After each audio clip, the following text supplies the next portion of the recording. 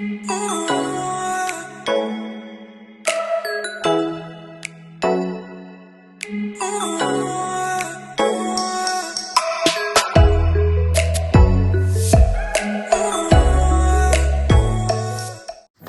guys, it's me again. Welcome back to my channel.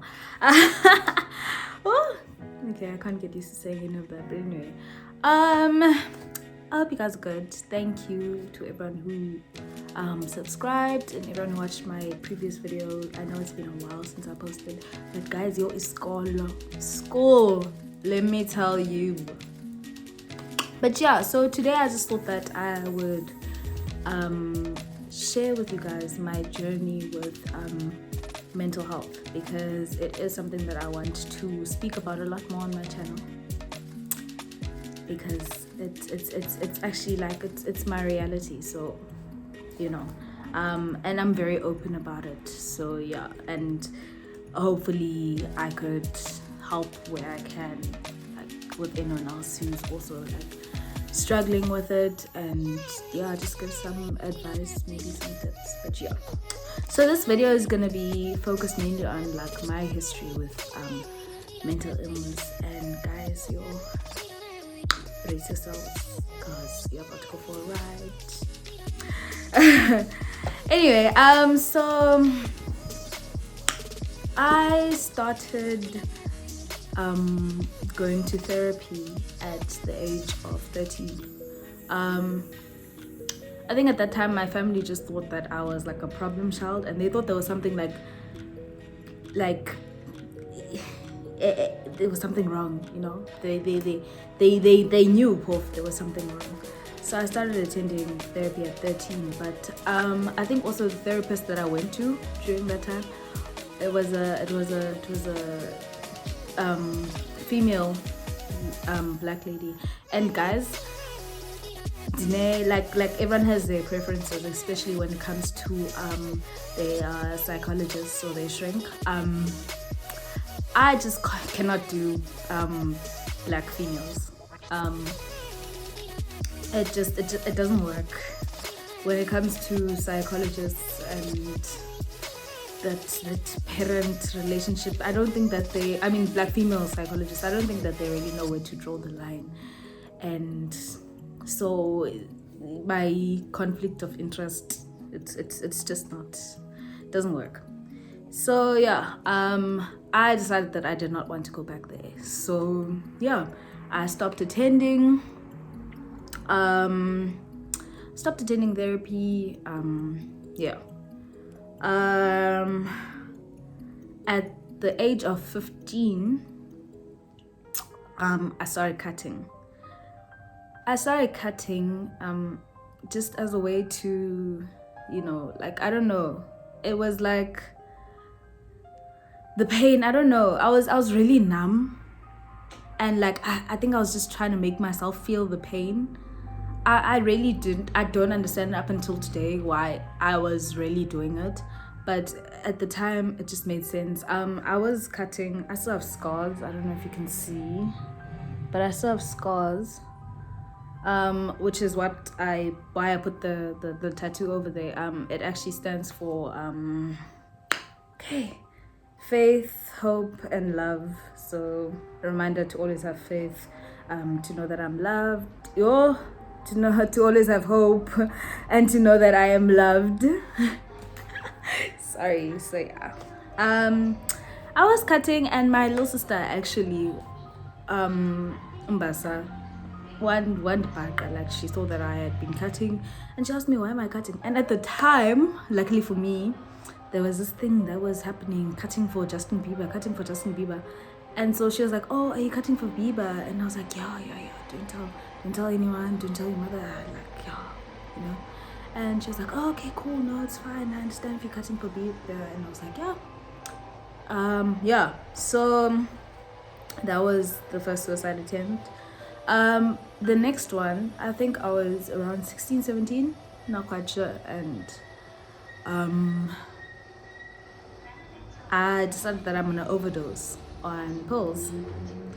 So I drank a whole bunch of pill. I emptied out the pill cabinet. And if you guys know black parents and the pill cabinet, then you know that it was full. I emptied out the pill cabinet because I was done, guys. Like, I was completely done. I did not want to be a part of this world anymore. Like, I was done. And so I drank all those pills. I locked myself in the room. I drank all those pills. At the time, there was family around, and they were trying to like break down the door and get into me and all of that. And eventually, they gave up. But anyway, I drank those pills, and then I drank bleach. And I was like, okay, this is it. Like, definitely, there's no ways that I'm gonna survive this time. So, like, yeah, like I was sure that I was gonna die. Woke up the next morning on the floor, covered in vomit. Went to the bathroom and just started vomiting. I vomited for so long. I can't even remember how much time I spent vomiting. And then eventually I had to tell that I had done this, so because I was feeling horrible. So I called family, told them that I had done this and this and this, and then I was rushed to the hospital. I was rushed to the hospital. At the time, my brother was so pissed off at me. Like, he got there and I was literally lying on the bed, and he got there and he tossed my bed like upside down while I was on it. So I obviously fell off the bed. I don't know, like, it was chaotic. I was rushed to the hospital, obviously put on a drip and stuff like that. It turns out, this is the part that blows my mind all the time. Turns out that the bleach saved me. Because I vomited most of the pills out when I had drank that bleach. It turns out it saved my life. So that's crazy. It's crazy because I'm busy drinking something thinking, okay, yeah, I'm done. I'm gonna go now. Yeah, can't eat. It's busy saving my life. So that's really crazy. So then at that point, like, family's like really worried now, and like, what's going on? But like, no one's really like taking it seriously, you know? So I was like, right. But yeah, then a year later, I was having some issues. Won't get into that. But I end up staying with one of my friends for some time. Anyway, ended up staying with my friend for some time. My family like was really, really, really nice to me. Like, they let me in. They are amazing people. So I stayed with my friend for a while, and one night we decided that we're gonna go out. So we went out. Hey guys, went out. These other guys, I won't be naming names at all. But anyway, went out with these other guys, and that's when I was introduced to cocaine, right? And I remember thinking that whole night, I always see like celebrities die from cocaine overdose and wara. And at the time, I was so down that I was actually like, you know what? That's what I'm gonna do. And now I'm like, I'm sure there's no ways I'm gonna survive this. So I was like, look. So ended up doing this coke with these people, and let me tell you, that thing, hey guys, hey. But anyway, so ended up doing this coke with these people. Did it the whole night. Like, I was did the coke the whole night. Woke up. Well, I don't even know if I slept. Like, I feel like I like blacked out to a certain extent. I don't even remember if I slept or not. But I woke up and I lost it. Like, I was like lost. Like, I was very confused. So I woke up. We called a cab so that we could go home, obviously. And when we got to my friend's place, I didn't want to get out of the car. I don't remember much about that time. Actually, I think I actually remember her calling her dad to come out. But other than that, I don't remember much about that night. I just remember at some point when I came back to my senses, I was like, okay, where am I? And I look next to me, okay, this is the cab driver, and I'm still in the car. But I'm like, okay, what's going on? And then I remember the cab driver asking me where he needs to drop me off. And I was like, dude, I don't know, because I don't stay at home, and I don't want to go back to where we just came from. I was like really completely out of it. So the cab driver was like, no, listen to me. What I'm gonna do is that I am gonna take you to my place. You can sleep this off, and when you are sober and okay, then I will take you back home. So I was like, you know what, cool, because I honestly just don't get at this point. So I did. I sobered up. I slept. Woke up. Shame. What a nice person. That cab driver bought me food and stuff. So then obviously now he was just trying to find out like what's going on. Why do I not want to go home? What. And I ended up just breaking down and telling them that, you know what, I can't do this. I was in such a bad place, and I felt like I had hurt so many people, you know, and I felt like everything would just be better off if I wasn't there, you know, because I really did hurt a lot of people. I really did. I hurt friends at school. I hurt a lot of people during that time, and I was in a horrible place. Like, honestly, I was in the most horrible space ever. Like, yo. So, I decided that I'm gonna disappear. Like, that was just me deciding that I'm gonna disappear. I had no phone. I had no nothing. Like, I had nothing. It was just just me. So the cab driver was like, dude, listen, what I'm gonna do is I'm gonna let you stay at my place, right? You can sleep in this room, you can stay at my place, but you know, I just need to, I'm gonna give you time to be okay, basically. And I was like, okay, cool. He let me stay there. He even bought me clothes. He fed me, obviously.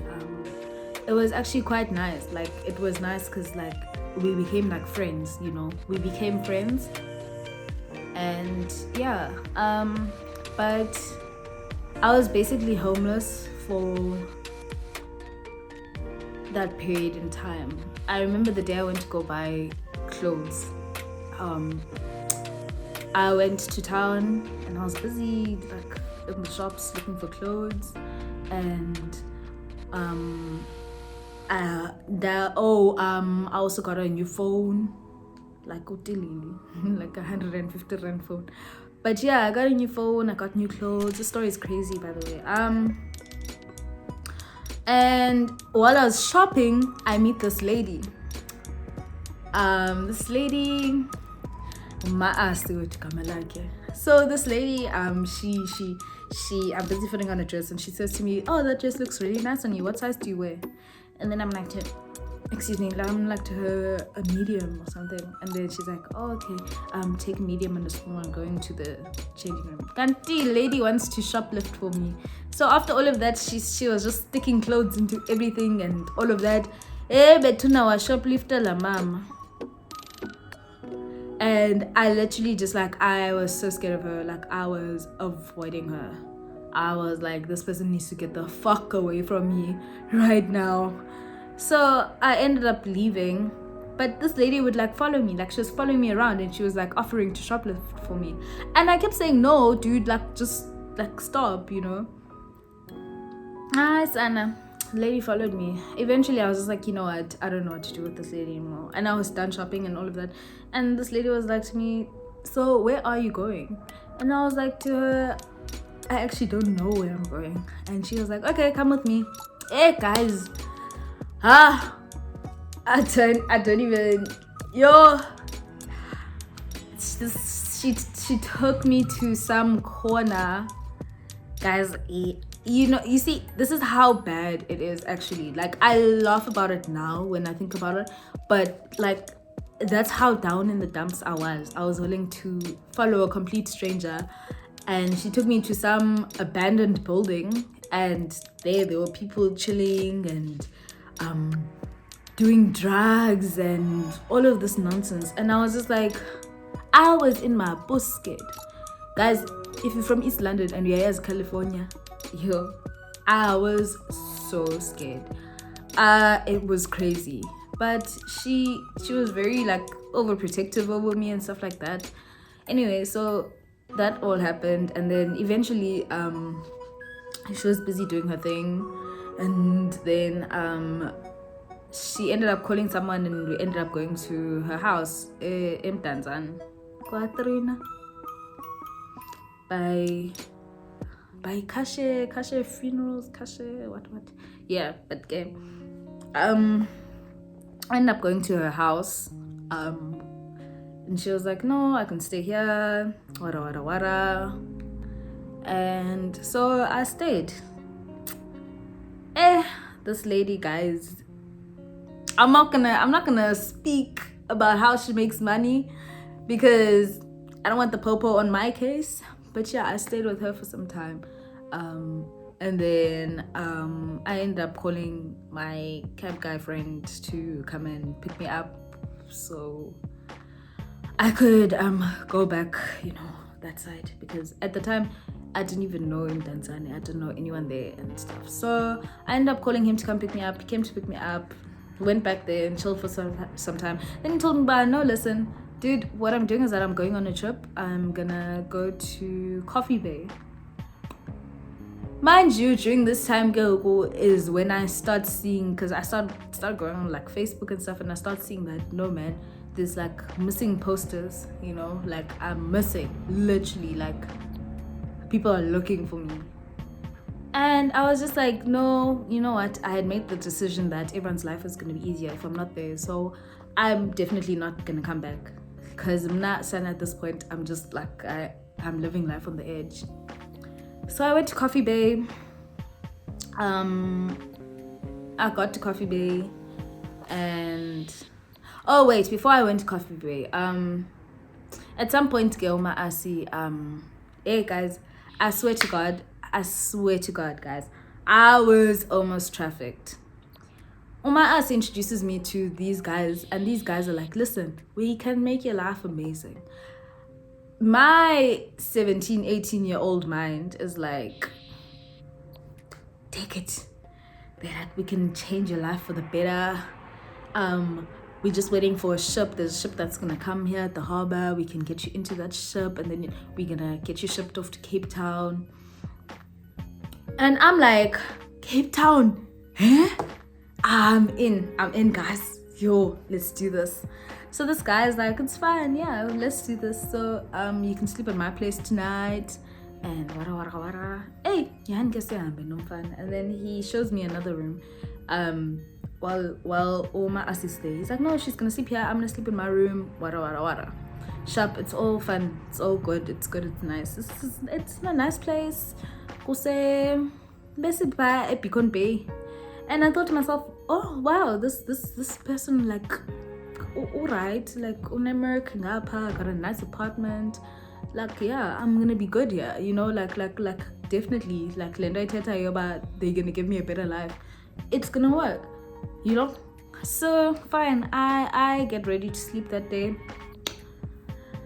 And like in the middle of the night while I'm sleeping, this gent gets up and she's like, I can sleep in his room if I want to. And I'm like, no. Guys, that night was so long because suddenly I had like a badass feeling. And I was like, yo, hi, abana apa. That night was so long.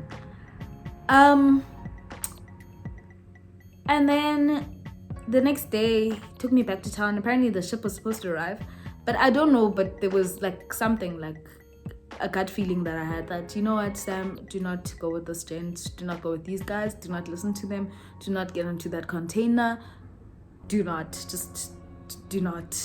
pop and it on that container, onto that ship. I'm just saying that container because I assume that Benzo Fagwe container. Something tells me don't trust these guys. So I made up some lie that I need to go fetch my clothes and I'll meet them in the same spot in like an hour, 30 minutes to an hour. And I disappeared. I ran for my life. Anyway, so I get back to my cab friend's place, and then he's like, he's going to Coffee Bay. He's going to Coffee Bay for the week. It's like he's got a little hut there, he's got a house there, he's got friends that own a guest house right by the beach next to Coffee Bay Hotel. So we could go there if I'm keen on going.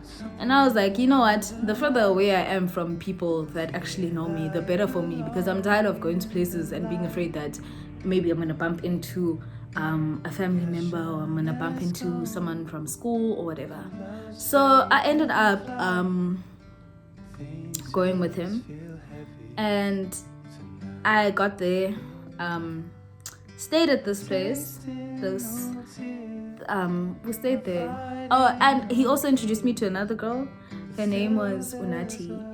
He introduced me to that girl. We became like friends, you know. So yeah, I was actually going with her. It was me, him, and her. And at the time, she was his girlfriend. Yeah. So she was his girlfriend. So we all went. Yeah, it was cute. Nice views. Oh, it was beautiful, guys. It was beautiful. Nice views. All I had to do was like walk to the beach from the guest house. Anyway, and his friends at the guest house actually offered me a job. They were like, you can just stay here.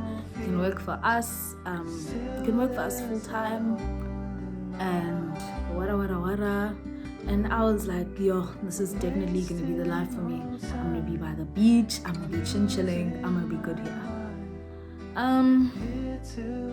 I went to, and I remember that I spent a lot of my time there either drinking, mostly drinking, or sitting alone on the beach. I sat alone on the beach, and I remember I just cried and I prayed and I cried and I prayed and I cried and I prayed, because the thoughts that were filling my brain were that, girl, walk straight into that water. Go into the water and do not come back. So I sat on the beach and I prayed and I prayed and I prayed and I prayed. I remember watching some tourists playing beach soccer at some point, but yeah, I cried so hard that day. Anyway, then only to find out that people are getting arrested back home. Like we got a call that people were getting arrested back home because they couldn't find me, and so I needed to go back home. So it was actually my sister crying over the phone. My older sister doesn't really show that much emotion. So it always seems like she hated me, but like she cried that day, and I was like, okay, I'm gonna go back home.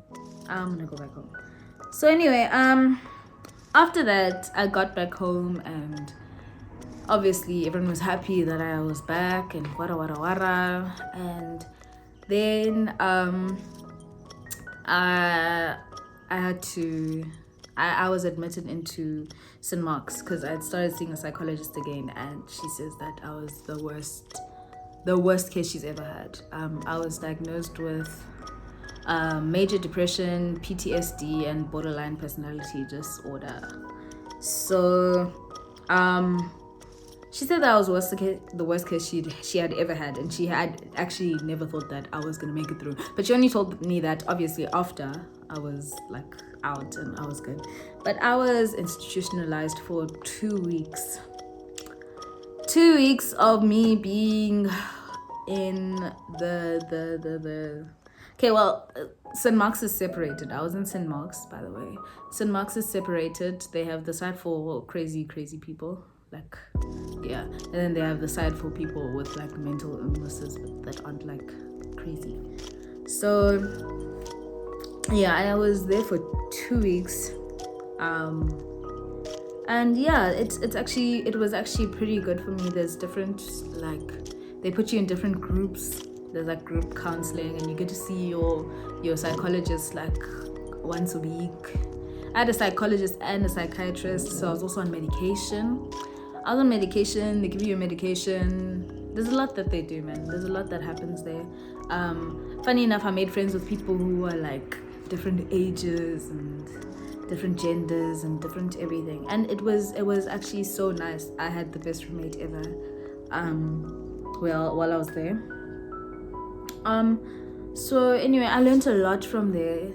They even give you like self-help books and like a lot, man. I was on my medication for some time, but I just feel like the fact that I had to take medication in order for me to be normal, for me, just depressed me a lot more. I did not like that, and only to find out that a lot of the people that also had to take the meds were also not happy about that. So I stopped my medication, and yeah, I came out like stronger and ready to face the world. I was good for some years, but I did relapse. This was like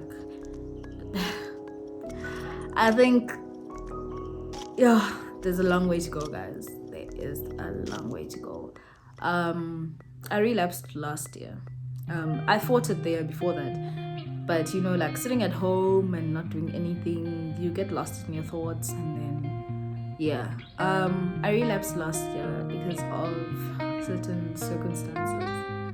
So I did get help though from my school. There is a counselor there, and also I got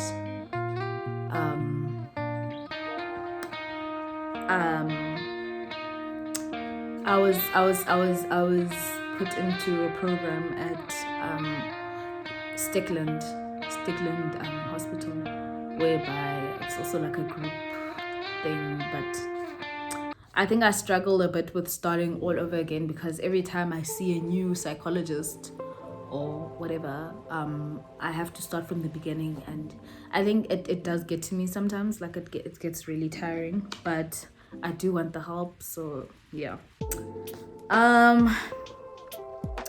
yeah, that's just like briefly my history with mental health. There's a lot more. Suicide attempts, guys. It's crazy. I've lost relationships because of my mental health. I've lost friendships because of my mental health. I've lost relationships with family because of my mental health. It's not easy. I have my days when it's just horrible, and I don't want to be in anyone's space, or I don't want to talk to anyone, and I don't want anything to do with anyone. And honestly, I am really trying. Like, I am trying. I've considered going back on my medicine. But it means, man, the intro that comes with going back on the meds, also like I can't drink. Jokes, guys. But yeah, there's a lot that comes with being on the meds, and for me, it doesn't make me feel like I don't feel okay. So yeah, this chat about mental health will be something that I will be doing. Like, I will be speaking on mental health as much as I can. I'll also be sharing what I learned while I was in St. Mark's. And guys, stop the thing of saying St. Mark's is a hospital for crazy people, because it's not just for crazy people. But yeah, I will be sharing a lot more about how I deal with this, like on a day-to-day basis. And yeah, it's just really crazy that I got to a point whereby I just want to disappear. Even if I was not dead, just disappear off the face of the earth. Yeah, it's really crazy. Some of the things I did, I admit, are very impulsive, but yeah, you can't. Yes, I'm not in control of this thing. It's a chemical imbalance in my brain. I'm really not in control. But yeah, thanks guys for listening. I hope you liked the video. I'll be sharing more very, very soon. And sorry for keeping you guys waiting. Yo guys, school hectic, bro. But yeah.